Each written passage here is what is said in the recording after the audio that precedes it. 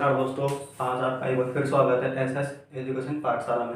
Dear friends, आज की हमारी चर्चा का विषय है जनहित याचिका या जिसको हम अंग्रेजी में बोलते हैं पब्लिक इंटरेस्ट लिटिगेशन। ठीक है, अगर इससे पहले हम दो वीडियो कर चुके हैं, न्यायिक समीक्षा क्या होती है या न्यायिक सक्रियता क्या होती है। ठीक है, इससे संबंधित अगर आपको वो वीडियो देखनी हो तो आप उसको प्लेलिस्ट में जाकर देख सकते हैं। तो पहले करिए मैं आपको मुख्य बिंदु बता देता हूँ कि आज की हमारा जो चर्चा का विषय के मुख्य बिंदु कौन कौन से रहेंगे और चर्चा हम कौन किस प्रकार से आगे बढ़ाएंगे। ठीक है, सबसे पहले देखते हैं कि जनहित याचिका का अर्थ क्या होता है। ठीक है, उसके बाद हम देखेंगे जनहित याचिका से पहले की व्यवस्था भारत के अंदर क्या आती है, यानी कि अगर आपको मालूम हो तो 1980 के बाद से जनहित याचिकाओं का चलन भारत के अंदर शुरू होता है, लेकिन उस 1980 से पहले के अंदर भारत के अंदर व्यवस्था क्या थी। ठीक है, उसके बाद देखेंगे जनहित याचिकाओं का योगदान क्या है, यानी कि जब से 1980 के बाद जनहित याचिकाओं का विकास हुआ है, इनका प्रचलन शुरू हुआ है, उसके बाद इन्होंने भारत के अंदर क्या योगदान दिया है। ठीक है,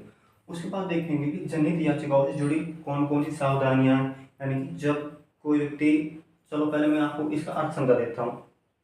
इसके नाम से स्पष्ट है, जनहित याचिका ऐसी याचिका है जो जनता के हित में डाली जाती है, यानी कि जनता के हित के अंदर कोई केस होता है उसको कोर्ट के अंदर ले जाया जाता है। अगर हम, आपको पता होगा इस बात का, आर्टिकल 32 के तहत, यानी कि अगर किसी व्यक्ति के मौलिक अधिकारों का हनन होता है तो सुप्रीम कोर्ट के अंदर जा सकता है। ठीक है, ठीक इसी प्रकार आर्टिकल 226 के तहत अगर किसी व्यक्ति की मौलिक अधिकारों का हनन हो या ठीक मौलिक अधिकार का हनन होता है तो वह व्यक्ति हाई कोर्ट जा सकता है। ठीक है, तो यहाँ पे मेरा कहने का तात्पर्य ये है कि ऐसी ऐसी याचिकाएं कोर्ट के अंदर जो याचिकाएं डाली जाती हैं जिनका उद्देश्य किसी निजी व्यक्ति के हित में न होकर बहुत सी जनता के हित में हो। ठीक है, वो बहुत से बच्चों के हित में हो सकता है, मजदूरों के शोषण से संबंधित हो सकता है, जनता के अधिकारों से संबंधित हो सकता है। ये तो हो गई यहाँ पे जनहित याचिकाओं का अर्थ। फिलहाल आप इतना ही समझे, क्योंकि अभी आपको थोड़ा समझने में परेशानी होगी। पहले हम देखते हैं कि जनहित याचिका से पहले के अंदर भारत के अंदर व्यवस्था क्या थी, उससे पहले भारत के अंदर क्या व्यवस्था चलती थी, उसका किस प्रकार से उसको चलाया जाता था। तो सबसे पहले देखते हैं कि जनहित याचिकाओं से पहले के अंदर भारत के अंदर पहले व्यवस्था क्या थी। जैसा कि आपको पता होगा कि जब हमारा भारत संविधान लागू होता है 26 जनवरी 1950 के बाद, उसके उसके कुछ समय बाद जब लागू होने के बाद अगर उसके बाद जब किसी भी व्यक्ति के मौलिक अधिकारों का हनन होता है तो आर्टिकल 32 और 226 के हाई कोर्ट और सुप्रीम कोर्ट जा सकता है, जैसा कि मैंने आपको भी बताया। ठीक है, अब इसके अंदर व्यवस्था क्या आती है 1980 से पहले। आप इस प्रकार समझो, मान लो कोई व्यक्ति है, मान लो, ठीक है, उसको राम मान सकते हैं।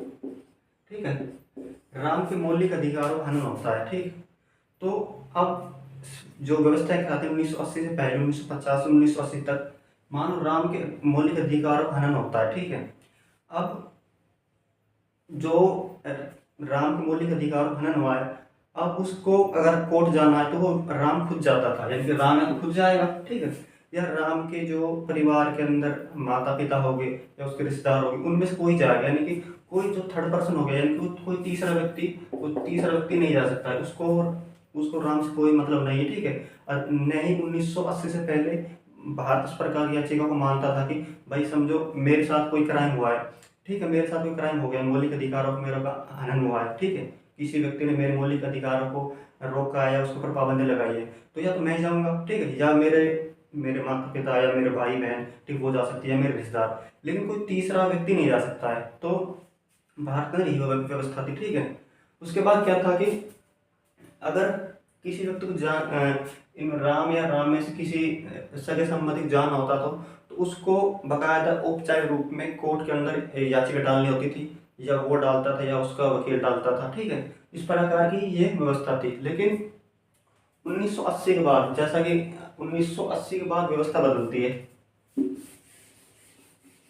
1980 के बाद ये व्यवस्था बदलती है, क्योंकि 1980 से पहले की तो व्यवस्था क्या थी कि अगर जिस व्यक्ति का अधिकारों का हनन होता है तब वह व्यक्ति जाएगा, या वह नहीं तो उसके कोई सगा संबंधी होगा वह जाएगा। ठीक है, उसके बाद व्यवस्था ये थी कि जिस व्यक्ति के अधिकारों का हनन हुआ है क्या उस व्यक्ति को या उस व्यक्ति के जो वकील होता है वो कोर्ट के अंदर अर्जी डालेगा, अपना केस केस डालेगा। उसके बाद जो भी सबूत जैसे अभी मैं राम को उदाहरण दे, मान लो राम के साथ कोई राम का अधिकार का कोई हनन हुआ है, तो उसके अधिकार हनन हुआ है या नहीं हुआ है, उसको जो सबूत जुटाने होते थे, या वो राम जुटाएगा या राम का परिवार वाला, ठीक है, या अगर उन्होंने अपना वकील वकील तो लेना पड़ता ही था 1980 से पहले, या उसका वकील जुटाएगा वो सबूत के साथ भाई ये शोषण हुआ है या नहीं हुआ है।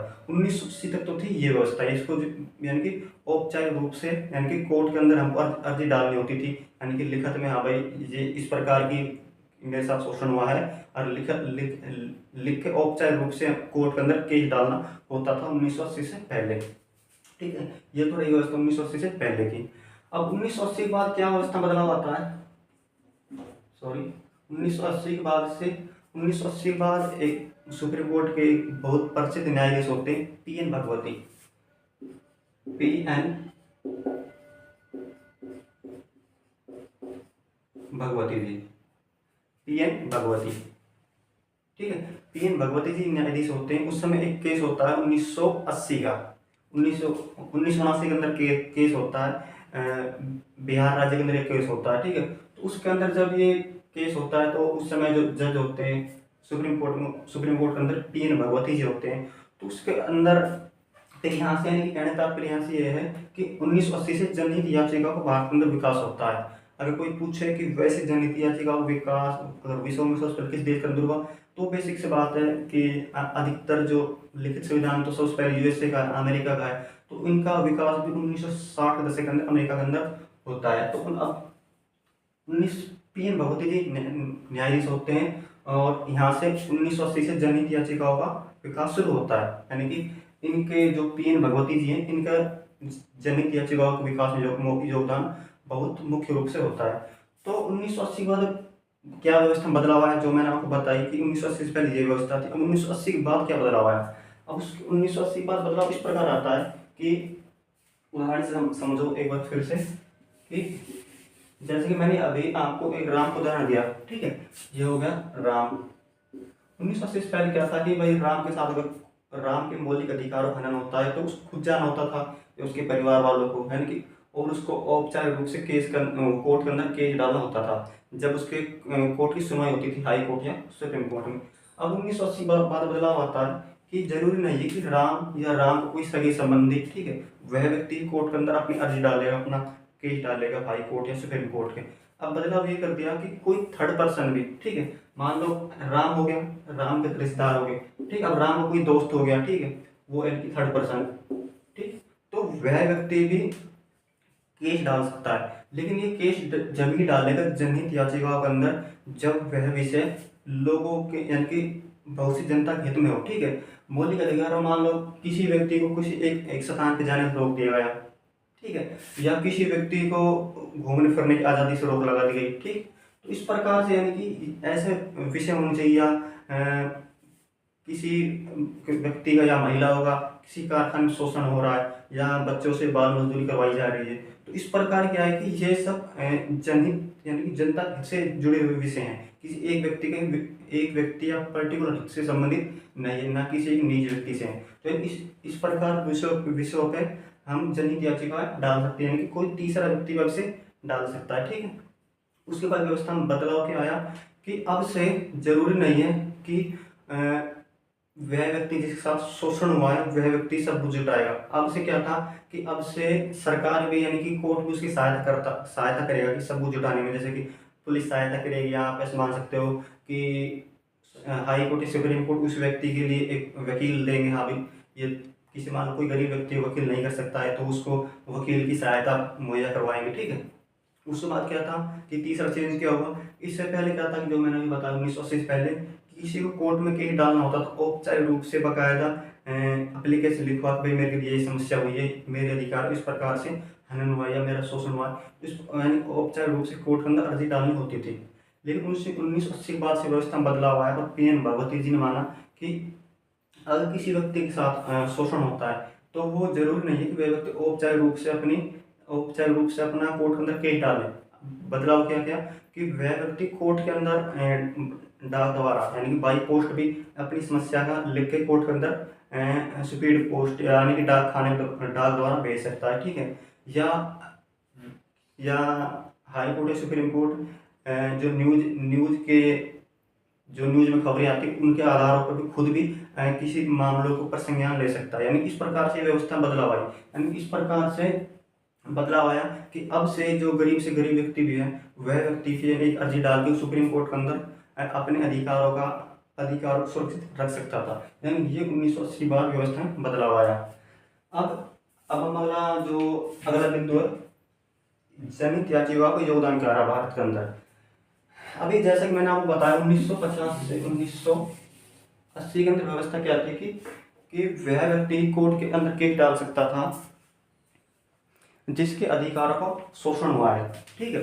और आपको ये बहुत खराब बात भी है और जिससे कि आम व्यक्ति या गरीब व्यक्ति न्याय से बहुत बिछड़ जाता है कि हाई कोर्ट या सुप्रीम कोर्ट के अंदर आपको केस डालना होगा तो बहुत से पैसे की जरूरत पड़ती है। यानी कि वकील हो गए, हाई कोर्ट और सुप्रीम कोर्ट होगी, उनकी एक पैसे की या एक हेयरिंग की फीस भी लाखों रुपए में होती है। तो आप समझो कि गरीब व्यक्ति किस प्रकार से हाई कोर्ट या सुप्रीम कोर्ट के अंदर केस डाल के अपने अधिकारों के अपने मौलिक अधिकारों की रक्षा कर सकता है। यानी इससे क्या था कि जिसके पास पैसे हैं या जो अमीर व्यक्ति है वो ही अपने लिए न्याय ले सकता था या वो अपने लिए मतलब न्याय ले सकता था, ठीक है। लेकिन गरीब व्यक्ति के लिए न्याय नहीं था 1950 से 80 के बीच। यानी कि थोड़ा सा समस्या ऐसा नहीं उस 1950 से 1980 तक की गरीब व्यक्ति के अधिकारों कुछ होता ही नहीं था या उसके केस से कोई सुनवाई नहीं होती थी। या बस कहने का तात्पर्य यह है कि 1980 से पहले यानी कि एक आम व्यक्ति भी मात्र एक एप्लीकेशन यानी कि लेटर लिख के सुप्रीम कोर्ट या हाई कोर्ट नहीं भेज सकता था।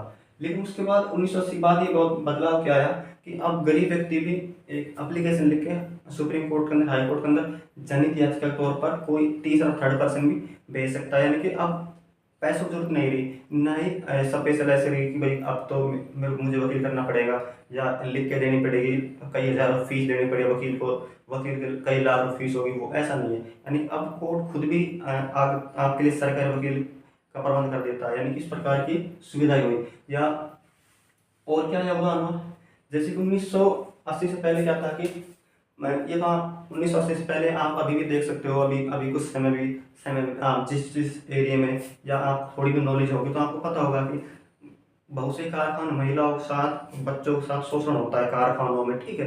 कंपनियों में देखते हैं या फिर बहुत कुछ समय पहले ये जेलों के अंदर समस्या थी कि जो कैदी होते थे उनके साथ गलत मतलब कि शोषण किया जाता था। या अभी देखते हैं तो पर्यावरण की समस्या है। यानी इस प्रकार की समस्याओं को सुलझने में जनहित याचिकाओं ने योगदान दिया। एक राजस्थान का ये कैलाश सत्यार्थी था, कैलाश सत्यार्थी नाम का व्यक्ति। राजस्थान में क्या था, बच्चों का बाल शोषण होता था। उन्होंने जनहित याचिकाओं के माध्यम से एक जनहित याचिका PIL डाली, जिसको शॉर्ट फॉर्म बोलते PIL सुप्रीम कोर्ट के अंदर डाली। उसमें बताया कि बच्चों के साथ यहाँ पे शोषण हो रहा है, तो तुरंत कोर्ट ने संज्ञान लिया और उन बच्चों को शोषण मुक्त करवाया। यानी ये जनहित याचिका के माध्यम से हो पाया या किसी कारखाना महिला के साथ शोषण हो रहा है, ठीक है, तो कोई जागरूक नागरिक, आप भी हो सकते हो, कोई भी हो सकता है, या कोई NGO मान लो, ठीक है, नॉन गवर्नमेंट ऑर्गेनाइजेशन, NGO बहुत से NGO जो महिलाओं बच्चों या मानव अधिकार के लिए पर्यावरण के लिए कार्य कर रही हैं, ठीक है। अब मान लो किसी कंपनी में किसी सेक्टर के अंदर किसी भी स्थान पे महिलाओं के साथ शोषण हो रहा है तो कोई मान NGO होगी, ठीक है। NGO थर्ड पर्सन हो गया ना, तो NGO के साथ शोषण हो रहा है, वो हो रहा महिलाओं के साथ हो रहा है। या अगर पहले की अवस्था देखें तो या उन महिलाओं के सगे संबंधी रिश्तेदार कोर्ट के अंदर केस डालेंगे। लेकिन आज समय में किसी NGO ने केस डाला जनहित याचिका के तहत, भाई वहाँ पे इतनी महिलाओं का शोषण हो रहा है, तो उन महिलाओं को, उन बच्चों को, उन कारखानों में काम कर रहे महिलाओं को, ठीक है, उनको शोषण मुक्त कराया। यानी कि ये सारे योगदान है जिससे कि फिर और अभी अगर हम नए नए मुद्दे अब समय के साथ देख सकते हैं कि मानव अधिकार की मांग उठती है, ठीक है, पर्यावरण की मांग, स्वच्छ पर्यावरण की मांग, ठीक।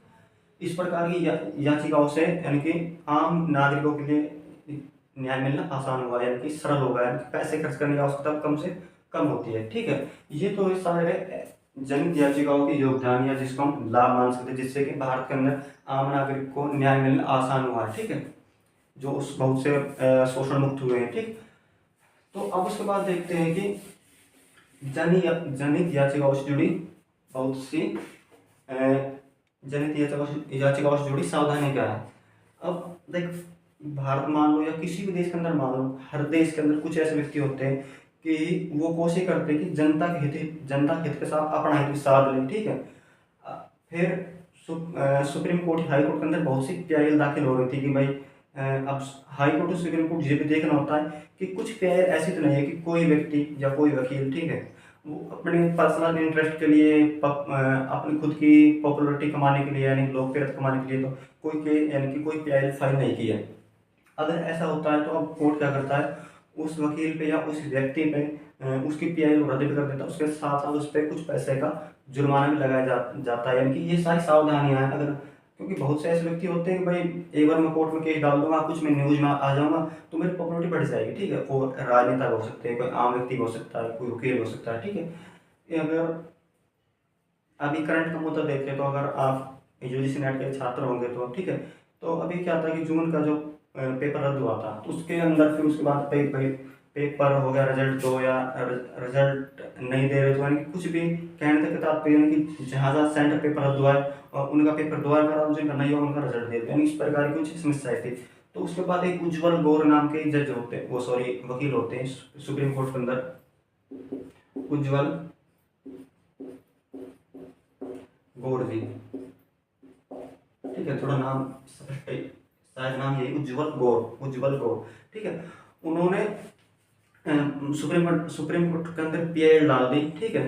तो फिर सुप्रीम कोर्ट ने उसकी अर्जी को दो बार रद्द कर दिया। उन्होंने कहा कि भाई इसमें आपका हमको यानी कि खुद का इंटरेस्ट, खुद का निजी हित लगता है, हमको जनता से जुड़ी समस्याओं को इसके अंदर हम नहीं देख पा रहे हैं, यानी कि उसकी जो याचिका को रद्द कर दिया गया, ठीक है।